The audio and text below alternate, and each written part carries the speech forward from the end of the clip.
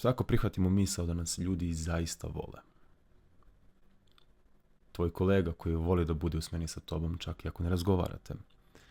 Tvoj rođak koji je srećan da te vidi na porodičnim okupljanjima, jer misli da si cool rođak, ali to nikad nije rekao naglas. Tvoj školski drugar koji misli da imaš sjajan ukus, ali je previše stidljiv da ti to kaže. Ili tvoj drugar iz detinjstva koji te se sećaju sa osmehom. Možda to čak konobar koji te pamti kao prijatnog gosta. Osoba kojoj si dala kompliment u prošlosti.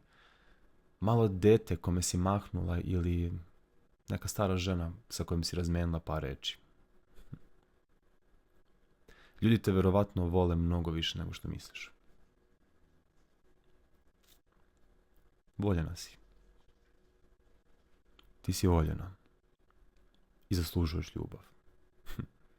Čak i ako to ne misliš.